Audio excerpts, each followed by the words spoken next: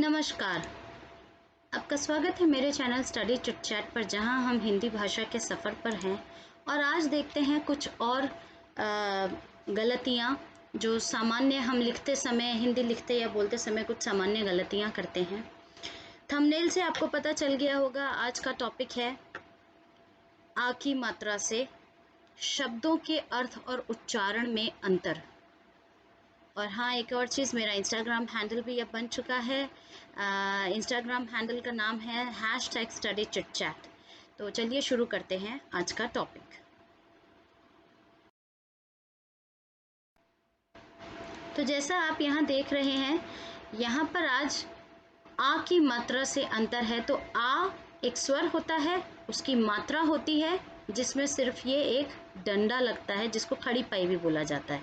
तो किसी भी वर्ण में, किसी भी व्यंजन में जब आप ये मात्रा लगा देते हैं, तो जैसे क, इसका उच्चारण है क, उसके बाद आ की मात्रा और ये बन गया का। तो ये होती है आ की मात्रा। छोटे बच्चों के साथ जब हम शुरू करते हैं तो एक यही गलती कर देते हैं, उनको हम का, खा, गा ऐसे बोलना सिखाते हैं। तो फिर वो आ की मात्रा जब आती है ना, तो उनका कंफ्यूज होना स्वाभाविक है। तो उनको क, ख, ग ऐसे सिखाइए ताकि जब आ की मात्रा आए तो वो डिफरेंस को समझ सकें, इस अंतर को समझ सकें कि ये क है और ये का है। तो शुरू करते हैं। आज का पहला शब्द है सामान और समान। इसमें क्या अंतर है देखते हैं। तो सामान, सबसे पहले तो इनके बोलने में, इनके उच्चारण में ही पता चल रहा है। तो सामान होता है जो हम चीज़ें, कोई भी चीज़ जो होती है, जो थिंग्स होती हैं। और समान होता है, हम कहाँ पर इसका प्रयोग करते हैं, जब हम किसी का कंपैरिजन करते हैं। जब कोई चीज़ एक दूसरे के एक जैसी होती है ना, तो हम वो कहते हैं वो उसी के जैसी है, वो उससे सिमिलर है। तो जब हम कंपैरिजन करते हैं तो समान शब्द होता है। पर हम बोलते अपनी आम भाषा में कई बार हम ऐसे ही बोल देते हैं, ये सामान यहाँ रख दो। तो समान नहीं होता, वह होता है सामान। चलिए कुछ वाक्य देखते हैं। ये सब मेरा सामान है।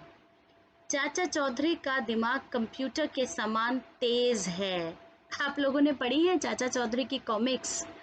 तो वहाँ ज़रूर हर पेज पे ये लाइन होती थी, ऑलमोस्ट हर पेज पे, चाचा चौधरी का दिमाग कंप्यूटर से भी तेज़ है। तो मैंने उस समान शब्द समझाने के लिए यह लिख दिया। दो और वाक्य देखते हैं। वह मोर के समान सुंदर नृत्य करती है। तो जब भी हम कंपैरिजन करना चाहते हैं, उपमा देना चाहते हैं, तो हम समान शब्द का प्रयोग करते हैं। यहाँ मेरे खेल का सामान रखा जाएगा। तो जब हम थिंग्स के बारे में बात करते हैं, नॉन लिविंग थिंग्स जो हमारी होती हैं, चीज़ों के बारे में बात करते हैं, तो उसको हम सामान कहते हैं। चलिए आगे देखते हैं। अगला शब्द है अचार और आचार। अब इनसे भी आप सुनिए ध्यान से, तो उच्चारण में अंतर समझ में आ रहा होगा। अचार, आचार। तो आचार तो क्या होता है, हमारा जो आचार विचार व्यवहार जिसे बोलते हैं, एथिक्स बोलते हैं। He is a man of ethics, he is a man of principles, ऐसा बोला जाता है ना, तो वो होते हैं आचार। और अचार तो अचार, आम का अचार, नींबू का अचार, मिर्ची का अचार, है ना, तो वो अचार, पिकल। चलिए कुछ वाक्य देखते हैं। मोक्ष प्राप्ति के लिए विशुद्ध आचार का पालन आवश्यक है। बहुत हैवी हो गया ना सेंटेंस, निर्वाणा। एनीवे, समझने के लिए आप इसको समझ सकते हैं कि आचार की बात की जा रही है, मतलब हमारे अच्छे व्यवहार की बात की जा रही है। आचार अच्छा है, आचार विचार अच्छे होने चाहिए, शुद्ध होना चाहिए, तभी हम मोक्ष प्राप्ति तो बहुत बड़ी बात होगी, लेकिन अपने जीवन में जीने के लिए भी हमारा आचार विचार और व्यवहार सबके साथ अच्छा होना चाहिए, कम से कम शुद्ध हो वो। ठीक है, अगला देखते हैं। मेरी नानी जी शलगम गाजर का अचार बहुत अच्छा बनाती हैं। बनती यानी बनाती हैं, सॉरी यहाँ मिस्टेक हो गई, कोई बात नहीं। नेक्स्ट देखते हैं। क्या यह आचार संहिता का उल्लंघन नहीं है? अब यहाँ देखिए एक और आ गया। आचार संहिता क्या होती है? जब हमारे यहाँ इलेक्शंस होते हैं तो उससे पहले एक आचार संहिता लागू की जाती है ना। तो कई बार ऐसा होता है कि एक दिन पहले आप कैंपेनिंग, आप ऐसे लाउड स्पीकर से अनाउंसमेंट और ये सब नहीं कर सकते हैं, तो उस तरह की चीज़ को कहा जाता है, क्योंकि वहाँ कुछ ना कुछ पहले क्या दिया जाता है, कुछ एक पॉइंट्स रखे जाते हैं, ये रूल्स हैं, ये फॉलो करने होंगे। तो उस टाइम पे ये आचार संहिता का उपयोग में आता है, तो उसके लिए ये शब्द है आचार संहिता। तो दो अर्थ हमें मिल गए। आचार, एक तो हम इसका प्रयोग करते हैं अपने आचार विचार व्यवहार के लिए, दूसरा आचार संहिता यहाँ के लिए भी आप देख सकते हैं। एक और वाक्य देखते हैं, मुझे आम का अचार पसंद है। ठीक है, तो अचार आचार। एक और वाक्य देखते हैं, ईर्ष्या वाले आचार से व्यक्ति भ्रष्ट हो जाता है ना। तो किसी के लिए भी ईर्ष्या ना रखें। आचार वही हो गया, आपका व्यवहार कैसा है। अगला शब्द देखते हैं, वस्तु और वास्तु।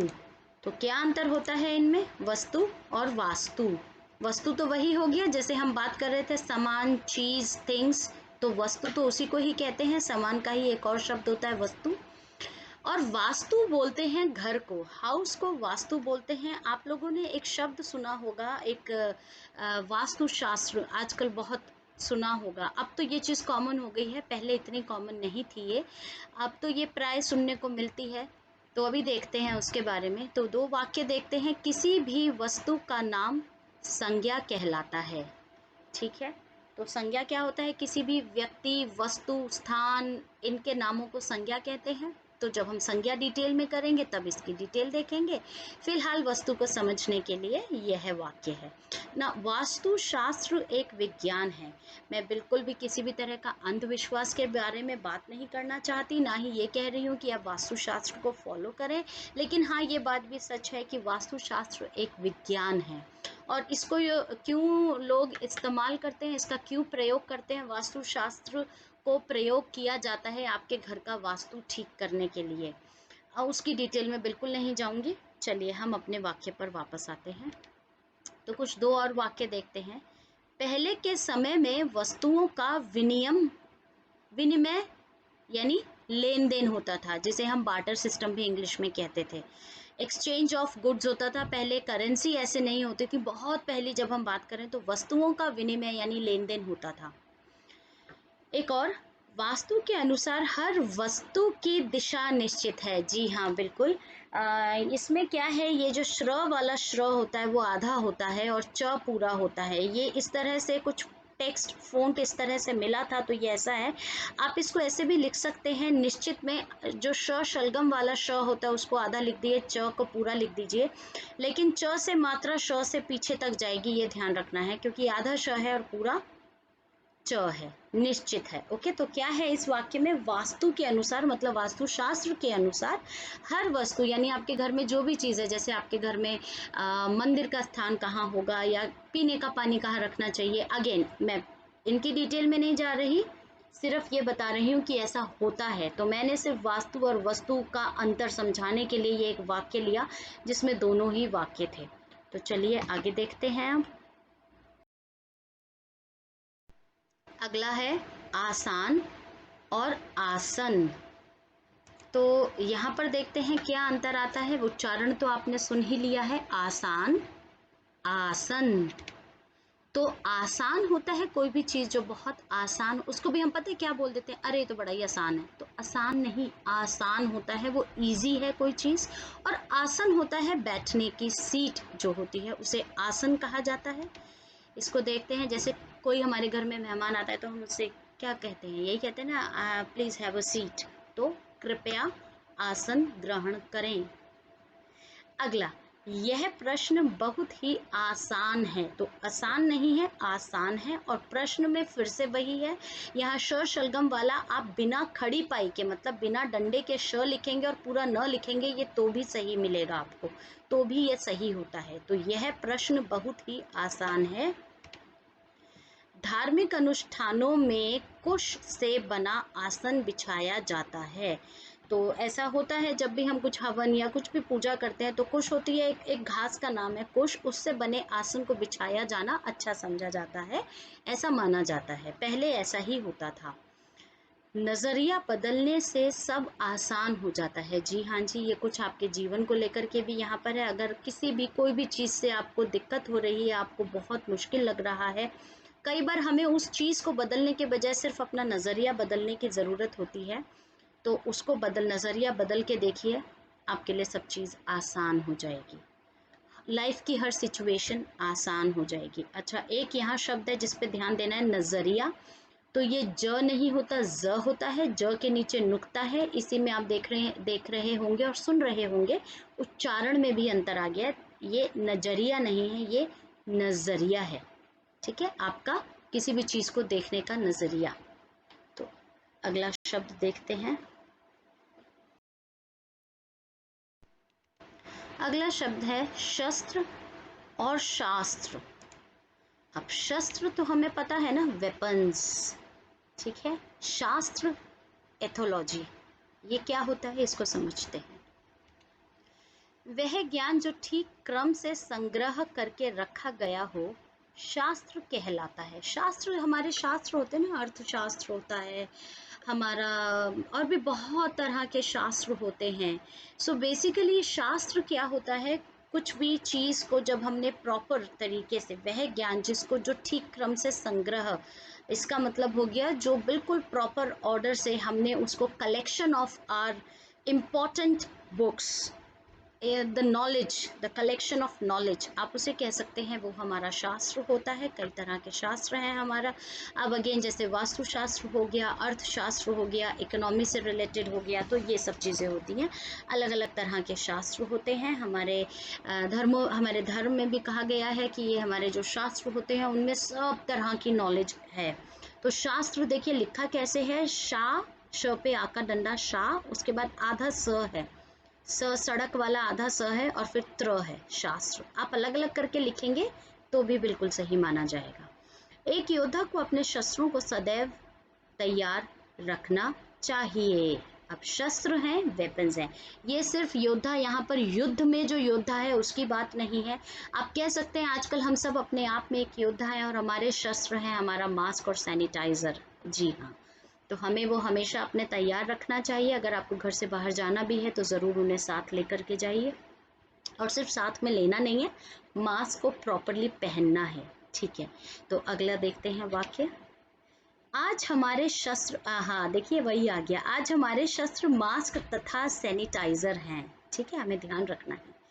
आज हमें अपने शास्त्रों को ठीक से समझने की ज़रूरत है। एक चीज़ यहाँ बताती हूँ, मैथ्स में अगर आपने वैदिक मैथ्स सुना होगा, जो आजकल बहुत ज़्यादा अब प्रचलन में आ गया है, बट ये आज का नहीं है, बहुत पुराने हमारे शास्त्र हैं ये सारे। तो आज की सिचुएशन जो चल रही है इसमें आप देख रहे होंगे बहुत सारी मैसेजेस आ रहे हैं, बहुत सारी बातें की जा रही हैं, बहुत सारे मैसेजेस आ रहे हैं कि हमें नेचर को थैंक्स करना है। तो कहीं ना कहीं ये सब चीज़ें हमारे पुराने शास्त्रों में दी गई हैं। हमें अपना लाइफस्टाइल कैसे रखना चाहिए, जीवन शैली, खान पान, सब चीज़ को कैसे रखना चाहिए, ये सब दिया गया है। तभी बोल रहे हैं आज हमें अपने शास्त्रों को ठीक से समझने की ज़रूरत है। ज़रूरत नहीं, ज़रूरत है।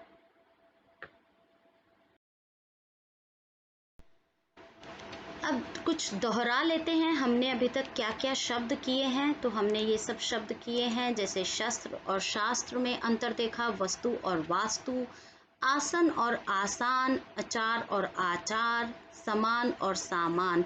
ऐसा नहीं है कि सिर्फ यही शब्द हैं, ऐसे ढेर सारे शब्द हैं जिनमें सिर्फ एक मात्रा से अंतर आ जाता है, उच्चारण और अर्थ दोनों में। तो ये तो मैंने सिर्फ कुछ उदाहरण लिए हैं आप लोगों को बताने के लिए। तो देखते हैं, आपके लिए भी अब एक टास्क है, एक होमवर्क है। आप नीचे कमेंट सेक्शन में ज़रूर लिखकर बताइए और क्या क्या शब्द हो सकते हैं जिनमें आ की मात्रा से अंतर है। आज हम सिर्फ आ की मात्रा की बात कर रहे हैं इस वीडियो में। और भी मात्राएं होती हैं जिनसे अंतर आते हैं, लेकिन इस वीडियो में हम सिर्फ आ की मात्रा की बात कर रहे हैं। तो देखते हैं आप और कितने शब्द लिख सकते हैं।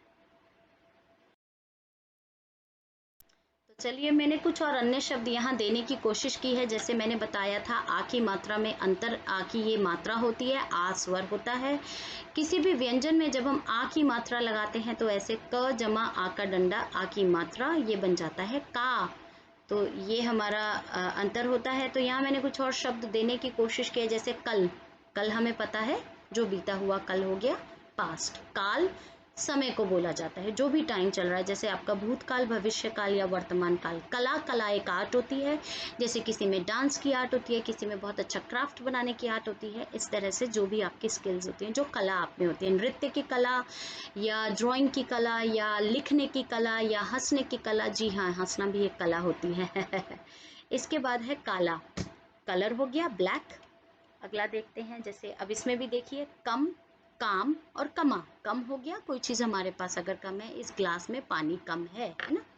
काम, काम वर्क होता है, कोई भी आप काम करें। जैसे इस वक्त मैं यह वीडियो में आ की मात्रा को समझाने का काम कर रही हूँ और आप इस वीडियो को देखने और सुनने का काम कर रहे हैं। कम हो गया लेस, कमा हो गया कमाना, कमाई, है ना, उससे कई शब्द आते हैं। ओके, अगला देखते हैं, जैसे छत, टेरेस, घरों के ऊपर जो छत होती है। छाता, अम्ब्रेला, हमें बचाता है।